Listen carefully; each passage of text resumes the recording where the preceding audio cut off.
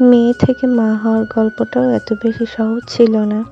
একজন মা হচ্ছে যে কত পরিমাণ কষ্ট করতে পারে, কত পরিমাণ স্ট্রাগল করতে পারে তা হচ্ছে মা না হলে আপনি কখনোই বুঝবেন না। হ্যালো গাইস, আসসালামু আলাইকুম, welcome back to my new blog video. তো হচ্ছে একজন মা, তার কত দায়িত্ব। তো হচ্ছে সেই দায়িত্ব থেকে হচ্ছে মায়েদের সবকিছু করতে হয় আর সন্তানের প্রতি সবকিছুই করা লাগে। তো হচ্ছে রাত জেগে সন্তানকে পাহারা দিয়ে তার ঘুম, তার ভালো মন্দ দেখে সকালে উঠে তার হচ্ছে নানান যাবতীয় হচ্ছে কাজ কাম শেষ করে তারপরে যে খাওয়া দাওয়া করে দেখুন হচ্ছে বাচ্চাটাকে নিয়ে বের হয়েছি। এটা হচ্ছে তার ভাই, চাচাতো ভাই হয় হিসেবে। তো হচ্ছে সে কিন্তু হচ্ছে ওকে নিয়ে আসছে, আমাকেও আসতে বললো সাথে। তো আমি চলে আসলাম। আর হচ্ছে আমার বাচ্চাটা একটু ঘরে থাকতে চায় না, সে সবসময় বাইরে থাকতে চায়। সে যদি বাইরে থাকে তাহলে তার খাওয়া দাওয়া কোনো কিছুই লাগে না। তো হচ্ছে আমার বাচ্চাটাকে দেখে সবাই মাশাআল্লাহ বলবেন। তার খাওয়ার প্রতি এত অরুচি কেন আমি জানি না। তো এটা হচ্ছে আমাদের পাশের বাসা। তো এই বাসায় ও হচ্ছে সবসময় যায়, ওখানে খেলা করে। মাশাআল্লাহ তারাও অনেক বেশি ভালো, ওকে অনেক আদর যত্ন করে। তো এই তো আমি এখানে চলে আসলাম আর হচ্ছে ওদেরকে একটু বলছিলাম যে একটু ভিডিও করি। তো এটা কিন্তু আমার ভাসুরের ছেলে, সে হচ্ছে অনেক ধরনের গাছ লাগিয়েছে এখানে। তো দেখুন মাশাআল্লাহ ঝাল গাছে ঝাল হয়েছে আর ফুল গাছগুলো মাশাআল্লাহ অনেক বেশি সুন্দর লাগছিল।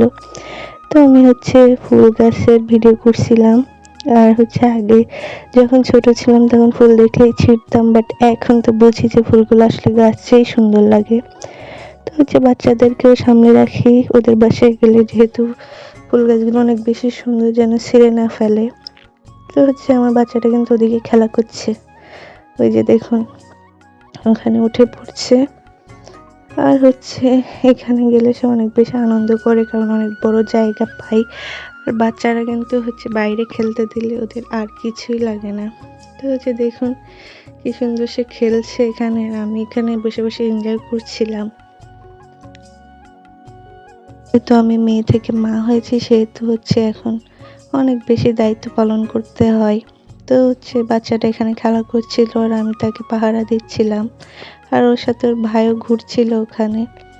তো এই হচ্ছে সকাল থেকে জার্নি এভাবেই শুরু হয়। আর ওর হচ্ছে বেশিরভাগ ওর দাদি ওর ঘুরতে নিয়ে যায় ওকে বাহিরে। তো আর হচ্ছে আমার খুব একটা যাওয়া লাগে না, আমি বাসাতেই থাকি। তো আজকে ভাবলাম একটু যাই, দেখি সে কি কি করে সেখানে গিয়ে।